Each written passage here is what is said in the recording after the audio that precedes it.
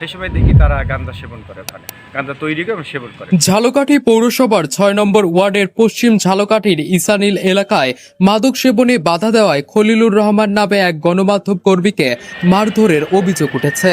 এই ঘটনায় আহত সাংবাদিক ঝালকাঠি সদর হাসপাতালে প্রাথমিক চিকিৎসা নিয়েছেন। পরে তিনি ঝালকাঠি সদর থানায় লিখিত অভিযোগ দিয়েছেন।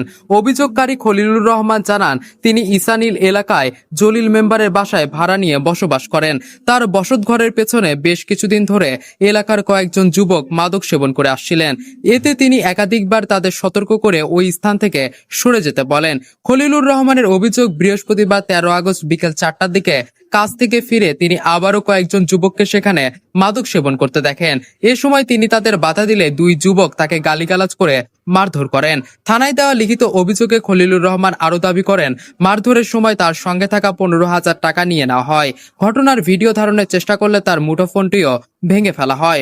ঘটনার পর আহত অবস্থায় খলিলুর রহমান ঝালকাঠি সদর হাসপাতালে গিয়ে প্রাথমিক চিকিৎসা নেন। পরে সন্ধ্যায় তিনি ঝালকাঠি সদর থানায় লিখিত অভিযোগ করেন। ঝালকাঠি সদর থানার ডিউটি অফিসার মোসাম্মদ কিয়া অভিযোগ পাওয়ার বিষয়টি নিশ্চিত করে বলেন, লিখিত অভিযোগ গ্রহণ করে ঘটনাস্থলে পুলিশ পাঠানো হয়েছে। থানার ভারপ্রাপ্ত কর্মকর্তা বিষয়টি তদন্ত করে পরবর্তী আইনগত ব্যবস্থা গ্রহণ করবেন। অভিযোগপত্রের নাম পরিচয় অজ্ঞাত থাকায় ঘটনায় জড়িত সুনির্দিষ্টভাবে অভিযুক্তদের বক্তব্য তাৎক্ষণিকভাবে নেওয়া যায়নি। গাঁজা তৈরি করে এবং সেবন করে। তারা আমি নিষেধ করছি, তোমাদেরকে নিষেধ করা সত্ত্বেও আমি এখানে থাকি, আমি গণমাধ্যম কর্মী, তোমরা এখানে খাও, তাহলে মানুষ বুঝবে আমি এখানে প্রশ্রয় দিই।